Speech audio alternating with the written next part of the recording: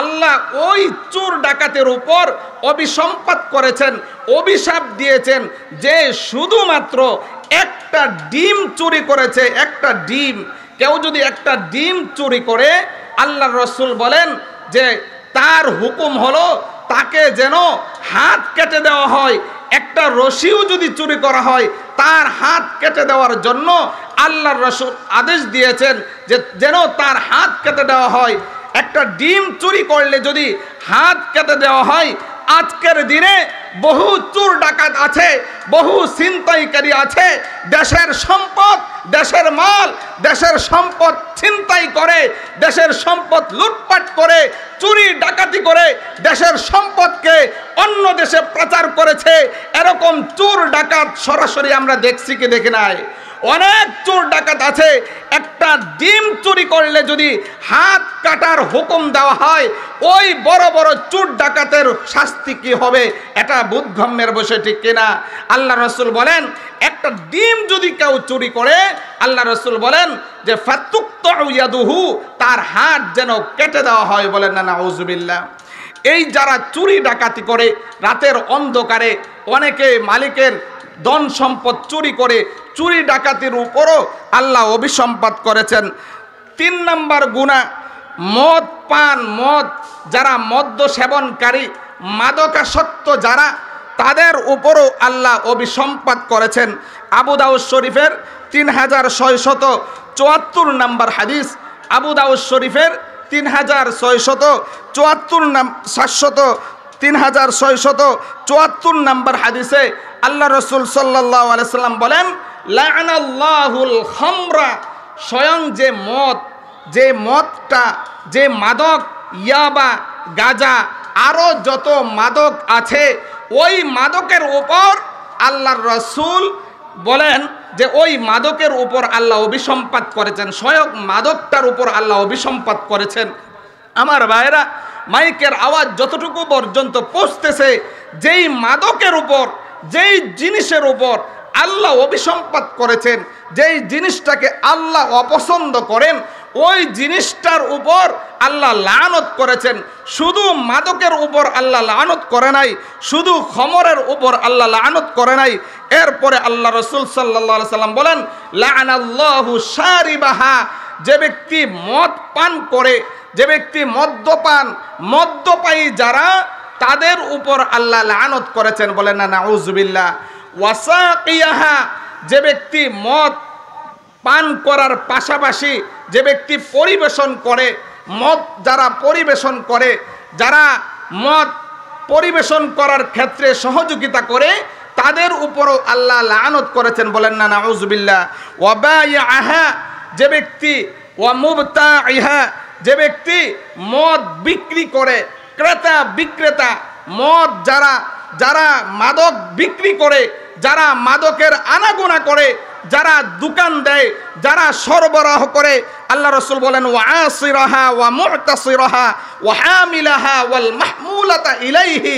আল্লাহ রাসূল সাল্লাল্লাহু আলাইহি সাল্লাম বলেন, মনোযোগ সহকারে শুনবেন, যারা মদ পান করে, যারা মদ পরিবেশন করে, যারা মদ বহন করে, যারা মদ বিক্রি করে, যারা মদ ক্রয় করে, যারা মদ বানায়, যারা সরবরাহ করে, প্রত্যেকের উপর, সকলের উপর আল্লাহ লানত করেছেন। বলেন না নাউযুবিল্লাহ। আজকে যারা মদ্যপায়ী, যারা মাদকা সেবন করে, যারা মাদকাগ্রস্ত যারা, তাদের দুনিয়াও শেষ, আখিরাতও শেষ। কেন? আল্লাহ তাআলা বলেন ইন্নামাল খামরু ওয়াল মাইসিরু ওয়াল আনসাব ওয়াল আজলাম রিজসুম মিন আমালিশ শাইতান। আল্লাহ বলেন নিশ্চয়ই মদ, জুয়া এবং যত খারাপি আছে সবগুলো, এগুলো শয়তানের কাজ, এগুলো মানুষের কাজ হতে পারে না। আল্লাহ তাআলা বলেন ফাজতানিবুর রিজসা, এই কাজগুলো থেকে, শয়তানের যত কাজ আছে, মদ্যপান, মাদকা সেবন, যা কিছু আছে, এই সবগুলো গুনার কাজ। আমার ভাইয়েরা, এই গুনার কাজগুলো অন্তরকে সত্য বানিয়ে দেয়, আল্লাহর স্মরণ থেকে এগুলো দূরে রাখে। এই জন্য এই মদ্যপান, মদ থেকে দূরে থাকার জন্য আল্লাহ তাআলা নিষেধ করেছেন। বুখারী শরীফের আরেক হাদিসে আছে, বুখারী শরীফের আল্লাহ রাসূল সাল্লাল্লাহু আলাইহি ওয়াসাল্লাম বলেন, ইজতানিবুস সাবআল মুবিকাত। বুখারী শরীফের 2766 নম্বর হাদিসে আছে, আল্লাহ রাসূল সাল্লাল্লাহু আলাইহি ওয়াসাল্লাম বলেন, 7টা জিনিস থেকে তোমরা বিরত থাকো। কয়টা জিনিস? 7টা অপরাধের কথা বলা হচ্ছে। মনোযোগ সহকারে আমার ভাইয়েরা শুনবেন। বুখারী শরীফের 2766 নম্বর হাদিসে আল্লাহ রাসূল সাল্লাল্লাহু আলাইহি ওয়াসাল্লাম 7টা বড় বড় অপরাধ, যেই অপরাধগুলোর কারণে আজকে ব্যক্তিগত জীবনে শান্তি নাই, পারিবারিক জীবনে শান্তি নাই, সামাজিক জীবনে শান্তি নাই, রাষ্ট্রীয় জীবনে শান্তি নাই, কোনো জায়গায় ঘরে বাইরে কোনো জায়গায় শান্তি হচ্ছে না। শান্তি কোন দিকে?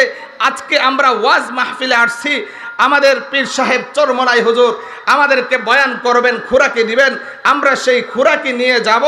আল্লাহ রাসূল সাল্লাল্লাহু আলাইহি ওয়াসাল্লাম 7টা বড় বড় অপরাধ থেকে বিরত থাকা, দূরে থাকার জন্য আমাদেরকে বলেছেন। ক্বালা রাসূলুল্লাহি সাল্লাল্লাহু আলাইহি ওয়াসাল্লাম, ইজতানিবুস সাবআল মুবিকাত।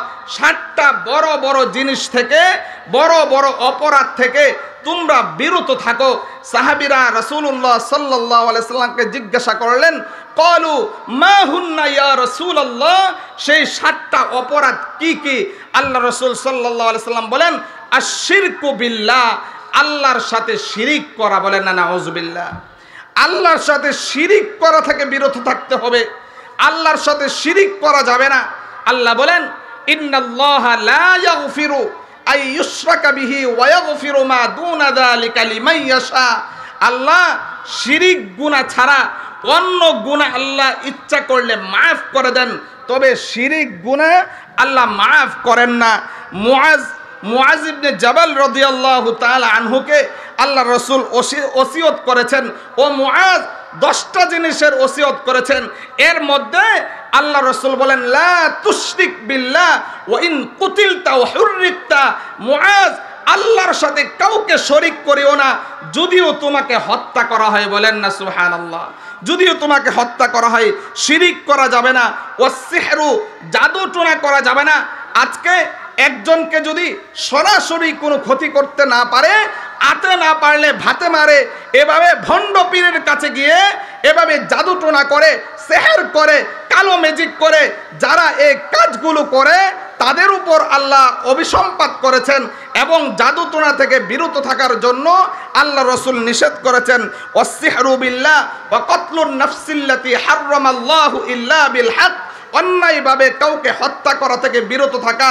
ওয়া আকলুর রিবা, সুদ খাওয়া থেকে বিরত থাকা। আল্লাহ রাসূল বলেন, আল্লাহ বলেন, আহাল্লাল্লাহুল বাইআ ওয়া হাররামার রিবা, সুদকে আল্লাহ হারাম করেছেন এবং ব্যবসাকে হালাল করেছেন। সুদের সর্বনিম্ন যে শাস্তি, মনোযোগ সহকারে শুনবেন, যে ব্যক্তি সুদ খায় এবং সুদ গ্রহণ করে, সুদ দাতা এবং সুদ গ্রহীতা, সুদ লেখনেওয়ালা, সুদের ব্যাপারে সাক্ষী দেনেওয়ালা, এই 4 শ্রেণীর ব্যক্তির উপর আল্লাহ অভিসম্পাত করেছেন সুদের সর্বনিম্ন যে শাস্তি। আল্লাহ রাসূল বলেন, যে ব্যক্তি সুদ খাবে, মায়ের সাথে জিনা করার যেই অপরাধ, সেই অপরাধে, জঘন্যতম অপরাধে লিপ্ত হবে। সুদ খাওয়া মানে মায়ের সাথে জিনা করার অপরাধ। আল্লাহ তাআলা আমাদেরকে সুদী কারবারি থেকে বিরত থাকার তৌফিক দান করুক, সকলে বলি আমিন। ওয়া আকলু মালিল ইয়াতীমি, ইয়াতীমের মাল ভক্ষণ করা থেকে বিরত থাকা।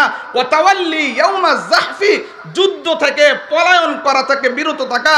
ওয়া কাসফুল মুহসিনাতিল গাফিলাতিল মুমিনাত, সতী সাধবী নারীকে অপবাদ দেওয়া থেকে বিরত থাকা। এই 7টা বড় বড় অপরাধ থেকে বিরত থাকার জন্যে বুখারী শরীফের 2766 নম্বর হাদিসে আল্লাহ রাসূল সাল্লাল্লাহু আলাইহি ওয়াসাল্লাম বলেছেন, এই 7টা বড় বড় অপরাধ থেকে তোমরা বিরত থাকো। সময় স্বল্পতার কারণে বিস্তারিত আলোচনা করা গেল না। আল্লাহ তাআলা আমাদেরকে এই অপরাধগুলো থেকে, গুনাহগুলো থেকে বিরত থাকার তৌফিক দান করুক, সকলে বলি আমিন।